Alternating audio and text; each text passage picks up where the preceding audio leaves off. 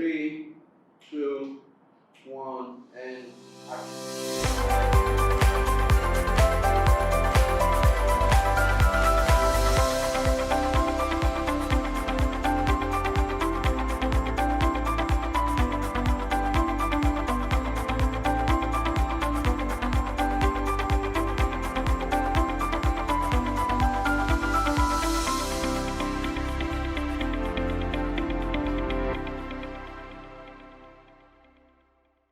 Hello everyone, welcome to Business Chat with Inky. I'm so excited about this one today.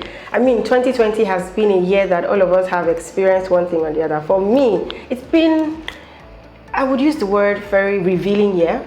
And for businesses, I mean, there have been ups and downs. We've learned a lot of new lessons. But this video is really to talk about the top 5 business of 2020 for me and, I would say my team. After doing some research, we've seen that these 5 have been particularly quite self-sufficient this period. So at number 5, I would start with personal shopping. So personal shopping was a big one this year because there were a lot of travel restrictions, we weren't able to go anywhere. So even though we're not really going out, you have to sort of ease yourself one way or the other. So personal shopping became bigger than it was before. Now, it has always been big, but imagine now you're home and then you want this particular lovely pair of shoes and you cannot go anywhere to get them. All you need to do is just probably go on Instagram, find some very interesting personal shoppers, pay them, they send it to you in Lagos, Nigeria, and you feel good about yourself. So personal shopping became rather big this year.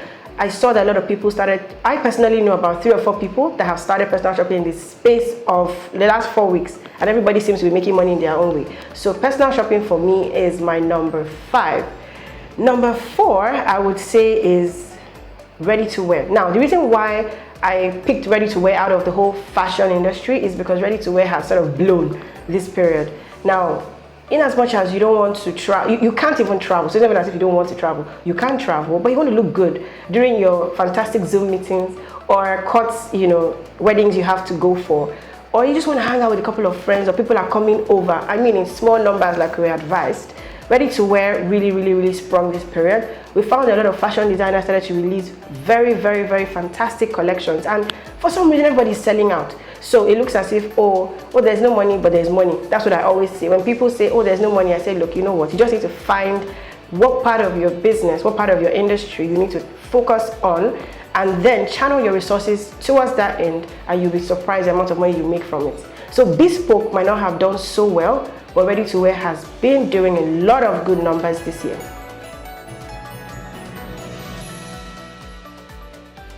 So at my number 3, I would give it to influencer marketing. So influencer marketing really took another spin, especially here in Lagos, Nigeria, because I mean, how many of us were driving around Lagos to look at billboards? How many of us were really even just watching TV to see what is going on? Most of us avoided TV because we didn't want to really see the numbers rising and all of that. So we needed something to sort of distract us from what was already originally going on. So we found that influencer marketing was one way that brands could sort of still let us know that they're in the picture without making us feel like we're too pressured.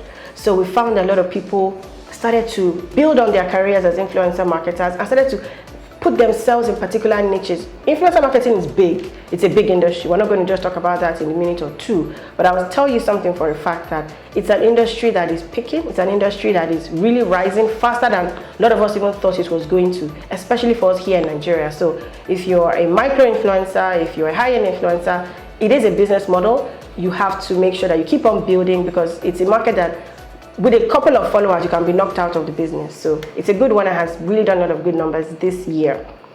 Number 2, I would say, now my number 2 and my number 1, I can't really choose, but I would say that for number 2, I would give it to food. I'll give it to the food industry. Reason being that all of us were at home eating and eating and eating.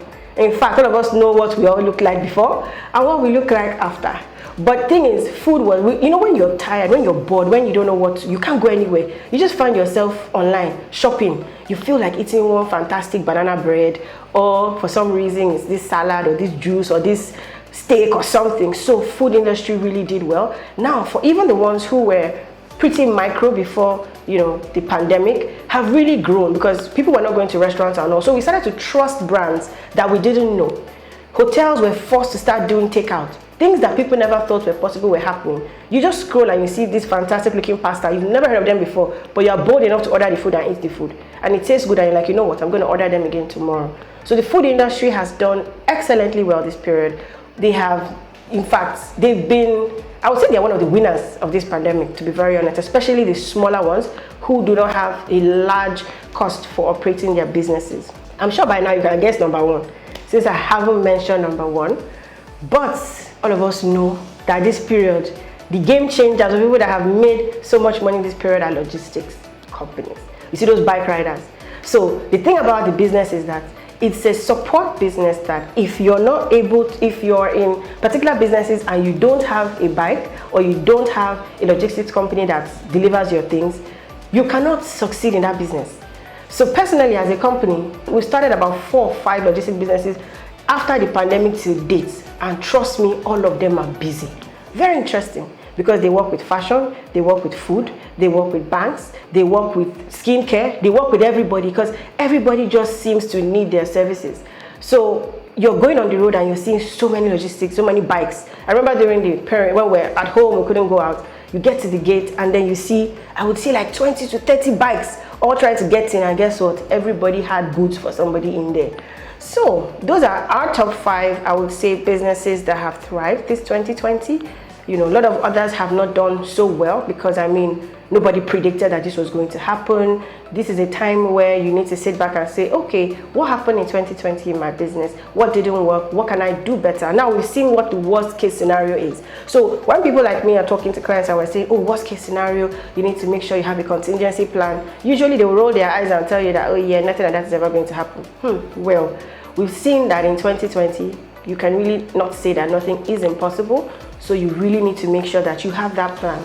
We found ourselves building a lot of remote work plans. We found ourselves reviewing a lot of people's businesses and business plans, operational costs. People's office buildings were empty, but they were paying rent. So a lot of things that just need to be reviewed, as we have come to the end of the year before we go into 2021.